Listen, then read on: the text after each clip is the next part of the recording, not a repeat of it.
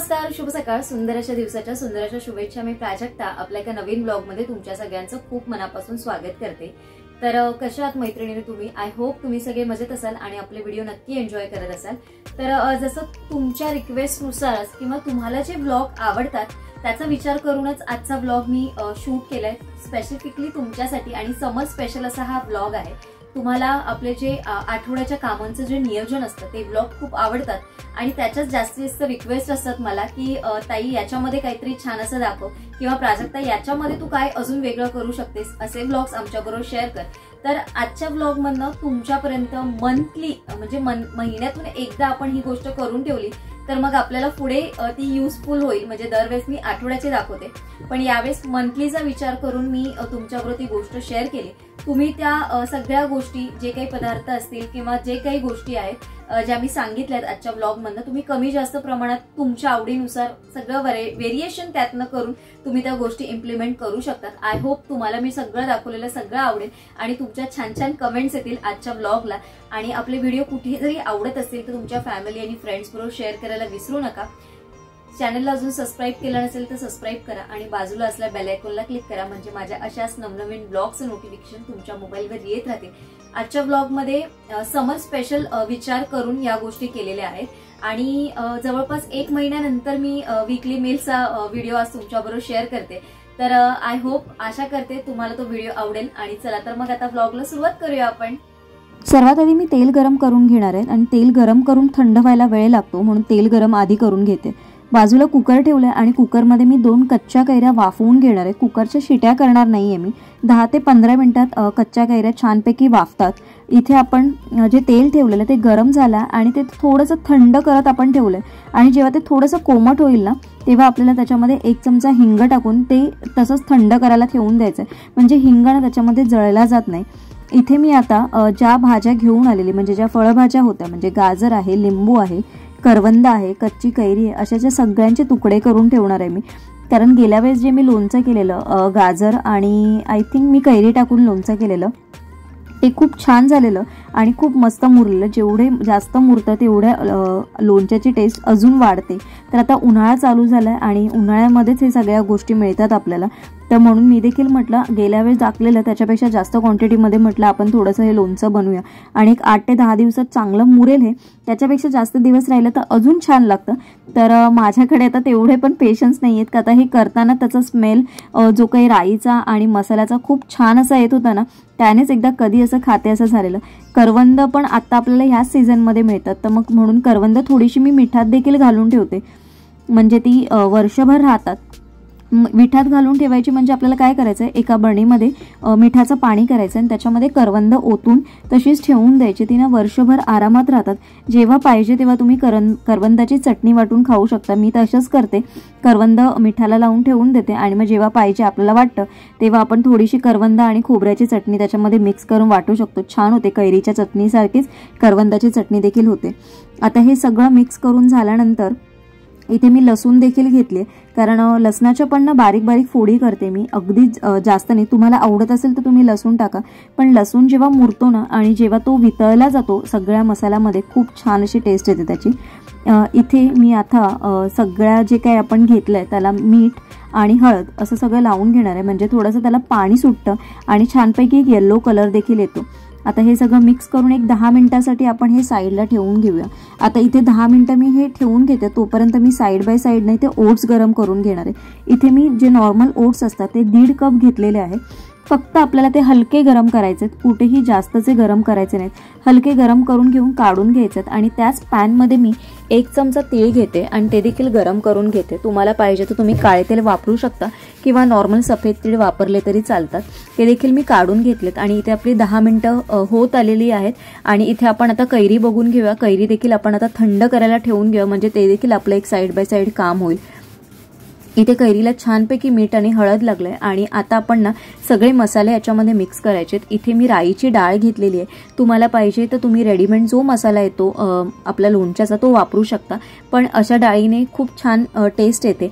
आणि इथे मी 2 चमचे लाल मिरची पावडर टाकले. लाल मिरची पावडर ही फक्त कलरसाठी आहे, तिखटाची नाहीये. आणि याच्यामध्ये मी मिक्स करून घेताना 2 ते 3 चमचे मी फक्त तेल टाकणार आहे अगोदर सगळं तेल मी ओतणार नाही, जेवढं आपल्याला पाहिजे म्हणजे मसाला कोट होण्यासाठी सगळ्या फोडींना तेवढंच मी तेल टाकणार. एक 2 ते 3 चमचे टाकून छानपैकी मसाला मिक्स करून घेणार, म्हणजे तो फोडींना छानपैकी लागला जाईल. आणि आता आपण याचे सगळ्याचे ना लेअर करून घेणार आहोत. लेअर कसे करायचे मी आधीच्या पण व्हिडिओमध्ये दाखवलेत, पण तुम्ही बघितले नसतील तर आत्ता मी स्पेशल तुमच्यासाठी परत एकदा दाखवते.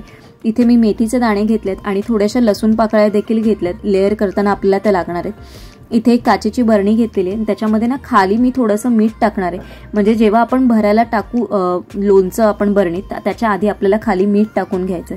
त्याच्यावरती आता आपल्याला फोडी टाकून घ्यायच्यात आणि फोडींचे आपल्याला लेअर करायचे.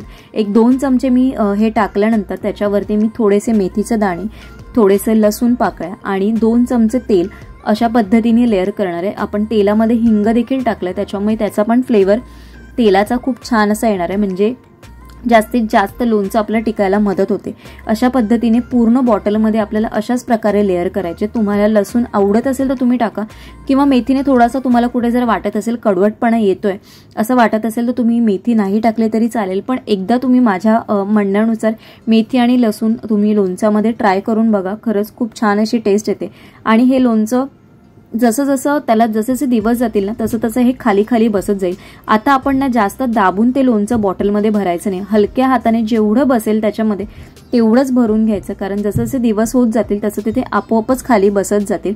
आणि ह्याच्यावरती ना परत सर्वात वरती आपल्याला थोडंसं मीठ टाकून घ्यायचं, म्हणजे लोणचं आपण किती दिवस जरी बाहेर ठेवलं ना मुरायला तरी ते खराब होत नाही, त्याच्यामध्ये काही नाही.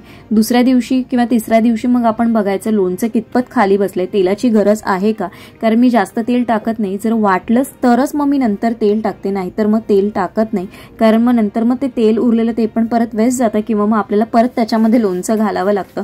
तर तसं होऊ नये म्हणून तुम्ही चेक करा आणि नंतर 2 दिवसांनी घातलं तरी चालेल. इथे आता मी एक इकोबिक पेपर घेते, हा आपल्याला लागणार. आता जे मी ओट्स घेतलेत त्याची मी चिक्की म्हणू शकता किंवा मग प्रोटीन बार अशा पद्धतीचं आपल्याला बनवायचं आहे, तर ते मी इथे प्लेस करून घेते. त्याच पॅनमध्ये मी एक 2 चमचे छोटे 2 चमचे पीनट बटर घेतलेलं आहे. पीनट बटरला काही करावं लागत नाही, जे ते तुम्ही गॅसवर ठेवलं तर ते आपोआप वितळतं. आता या वितळलेल्या पीनट बटरमध्ये आपल्याला जे आपण ओट्स जे गरम करून घेतलेले ते ओतून घ्यायचे आणि याच्यामध्ये चवीसाठी आपल्याला मध टाकायचं. तुम्हाला साखर टाकायची असेल तर तुम्ही पावडर शुगर टाका, पावडर शुगर नसेल तर मग तुम्ही हनी टाका. म्हणजे मध्ये ते हनी जर तुम्ही टाकलं, मध जर टाकलं तर खरंच चांगलं आहे, कारण मग पावडरने ना खूप अजून ड्राय होऊन जाईल आपला जो बार, आपण प्रोटीन बार जो बनवणार आहे तो. हे सगळं एक 2 मिनिटात मिक्स करून घ्यायचं आणि आपण या पेपरवर हे ओतून घेऊन छानपैकी ना त्याला चिक्की किंवा बार काही म्हणाल तसं ही टेस्ट ना चिक्कीचीच लागते. शेंगदाण्याची जी क्रश चिक्की असते ना तशाच पद्धतीने हे लागतं.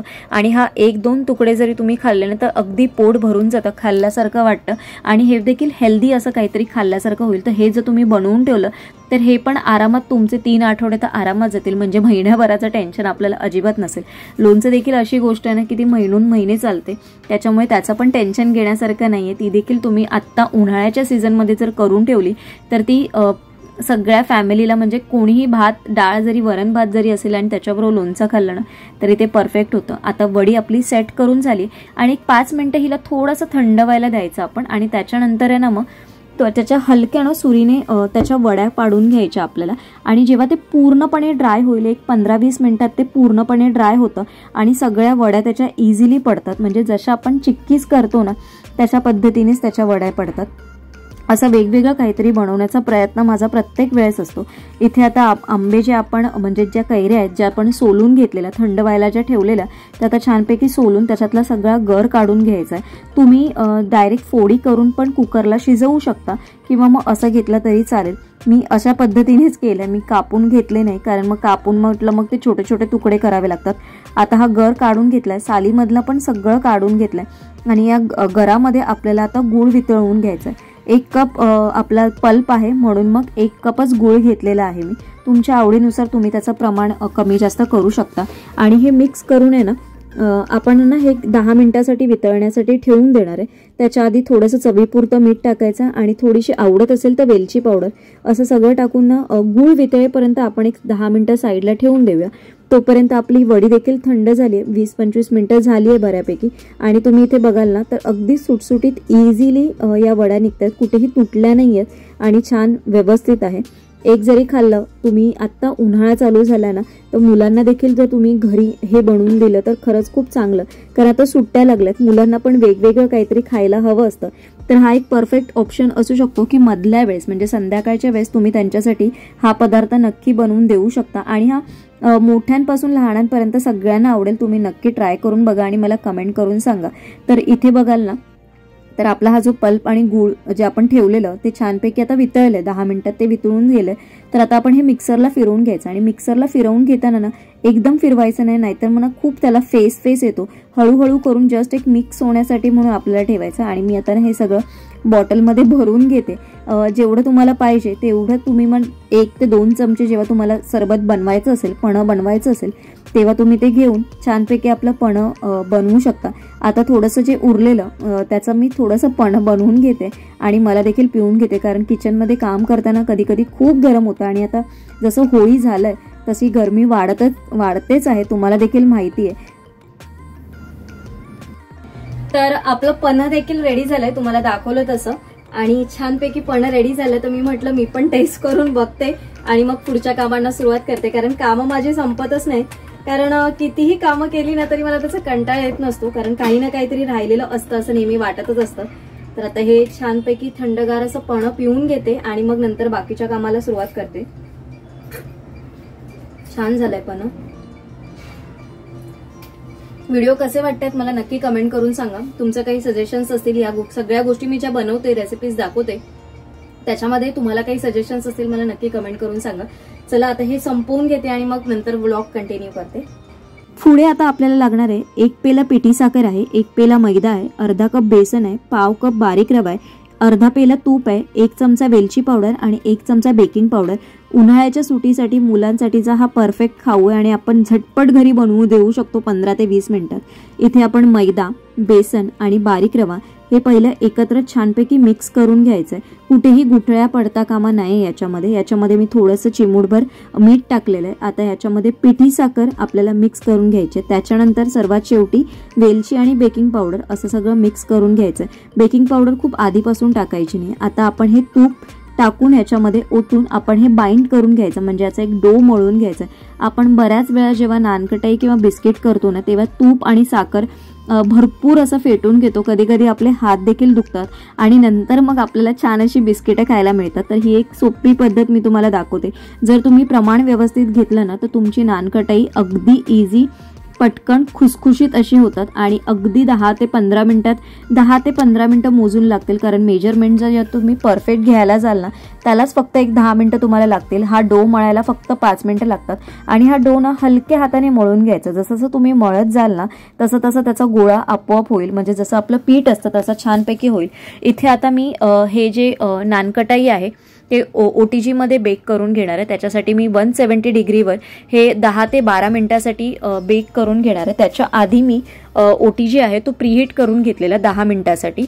आणि अशा पद्धतीने तुम्ही हे गोळे करून, म्हणजे तुम्ही बघू शकता कुठे फुटत नाहीयेत, छानपैकी हातावर गोळे करून सगळे प्लेस करून घ्यायचं. हे याचं जे प्रमाण आहे ते मी तुम्हाला व्हिडिओच्या खाली सगळं देईन, म्हणजे तुम्हाला नीट कळेल. व्हिडिओमध्ये कुठे जर कळलं नसेल किंवा माझ्याकडनं काही राहिलं असेल असं तुम्हाला वाटत असेल तर ते देखील मी डिटेलमध्ये तुम्हाला सांगेन, म्हणजे तुम्हाला तिथून बघून ही रेसिपी नक्की ट्राय करता येईल. आणि असं काहीसं वेगवेगळं असेल आणि पटकन होणारं असेल ना तर आपल्याला पण कंटाळा येत नाही असं घरी काहीतरी वेगवेगळं बनवायला. कारण नानकटाई बऱ्याच जणांचं असं असतं की अरे आपण करतो पण ते प्रमाण आपल्याला कळत नाही आणि कधीतरी प्रमाणात घेतलं तरी ती नानकटाई फसली जाते. तर अशा पद्धतीने तुम्ही नक्की करून बघा. याच्यात अजिबात मेहनत नाहीये, पटकन आपण अशा पद्धतीने नानकटाई करू शकतो. मध्ये जे एक आहे त्याला मी सुरीने थोडीशी चिरा मारून मग ते सेट केलंय आपला जो पेढा आहे नानखटाईचा. आणि आता आपण ही बेक करून घेऊया. अशा पद्धतीने मी 2 वेळा लावलेली आहे, सुटसुटीतच लावली थोडी. त्याच्यामध्ये थोडे जर जवळ लावली असती तरी चालली असती, पण मी म्हटलं 2 वेळा ट्रे लावते, 2 ट्रेमध्ये थोडी करून लावते म्हणजे पटकन होतील. आणि बघू शकता तुम्ही खूप सुंदर अशी नानकटाई दिसते, बघूनच खाण्याची इच्छा झाली. आणि खालून पण बघा ना तर पूर्ण व्यवस्थित बेक झालंय, कुठेही खूप जास्त असं बेक पण नाही झालंय आणि कुठेही कमी पण नाही बेक झालंय, व्यवस्थितरित्या छान अशी बेक झालेली आणि परफेक्ट अशी नानकटाईची रेसिपी खास तुमच्यासाठी मी ही शेअर केलेली आहे. अजून तुम्हाला अशा काही रेसिपी बघायच्या असतील तर मला नक्की कमेंट करून सांगा. लवकरात लवकर ते अपलोड करण्याचा, तुमच्याबरोबर शेअर करण्याचा मी नक्की प्रयत्न करेन. आता सर्वात महत्त्वाची गोष्ट म्हणजे आपल्याला महिन्याभरात महिन्याभरासाठी खूप सारे मसाले, महिन्याभरासाठी म्हणण्यापेक्षा आपल्याला रोजच मसाले खूप लागतात. तर आपण काय करायचं, सकाळच्या घाईच्या वेळेस ना आपली गडबड होते, तर सगळे मसाले आपण एकत्र करून एकच मसाला तयार करून घ्यायचा. इथे मी हळद घेतली आहे, धना पावडर आहे, जिरा पावडर आहे, गरम मसाला आहे, लाल मिरची पावडर आहे किंवा आपला जो घरातला मसाला आहे, असे सगळे मसाले एकत्र करून ना आपण एका डब्यात भरून ठेवायचे. आणि जेव्हा आपल्याला सकाळी घाई असते ना, जेव्हा टिफिन बनवायचा असतो किंवा सकाळी सकाळी अजून काहीतरी जेवण घाई गडबडीत करायचं असतं, तर सगळ्या बॉटल आपल्याला ओपन करायची गरज नसते. यातलाच 1 चमचा आपण मसाला जर टाकला ना तर भाजीला टेस्ट पण तशीच येणार असते, काही वेगळी टेस्ट येत नाही. तर अशा पद्धतीने ठेवलं तर आपला टाइम देखील वाचतो आणि सगळ्याच गोष्टी इझी होऊन जातात. तर अशा पद्धतीने तुम्ही ही जी मसाल्याची ट्रिक आहे ती नक्की वापरून बघा. त्याच्यानंतर अजून एक गोष्ट मी तुम्हाला सांगते. तर उन्हाळा असो किंवा कुठलाही सीझन असो, आपल्याला बडीशेप आपण ही खातो.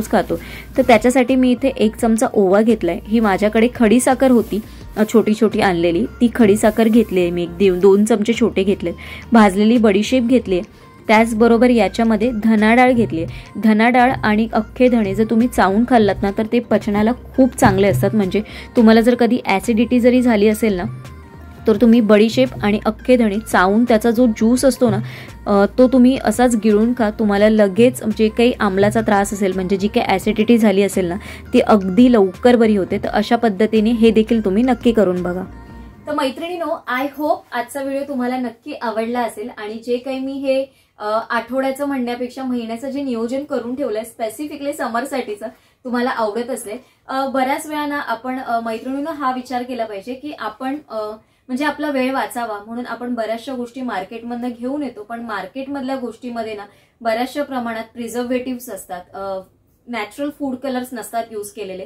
त्यामध्ये वेगवेगळ्या प्रकारचे कलर्ससाठी वेगवेगळे कलर्स वापरले जातात जे आपल्या शरीरासाठी खरंच चांगले नसतात. जिथे साखर वापरली जाते, म्हणजे आपण ज्यूसेस वगैरे जरी म्हटलं ना तरी त्याच्यात वेगळीशी साखर ऍडिशनल ऍड केलेली असते. आपल्याकडे आपलं पूर्ण म्हणजे बोलतात ना निसर्गाने असं म्हणजे ऋतूनुसार सगळ्या गोष्टी छान अशा दिलेल्या आहेत आपल्याला आणि त्या प्रत्येक ऋतूमध्ये काही ना काहीतरी वेगवेगळ्या भाज्या येत असतात. तर त्याचं पण कारण कुठेतरी तेच असतं की सगळ्या ऋतूनुसार सगळ्या गोष्टी आपल्या पोटात आपल्या शरीरात घ्यायला म्हणजे जाव्यात, याच हिशोबाने त्या गोष्टी त्या ऋतूतच येतात आणि आपण पण त्या ऋतूमध्ये त्या गोष्टी ज्या येतात त्या सगळ्या गोष्टी आपण खाऊन घेतल्या पाहिजेत असं माझं तरी म्हणणं असतं. म्हणून आजचा ब्लॉग तुमच्याबरोबर शेअर केलेला तुम्हाला कसा वाटला नक्की कमेंट करून सांगा आणि लवकरच भेटू माझ्या अशा सगळ्या नवीन ब्लॉग सोबत. तोपर्यंत सगळ्यांना बाय बाय, टेक केअर आणि सर्वांना श्री स्वामी समर्थ.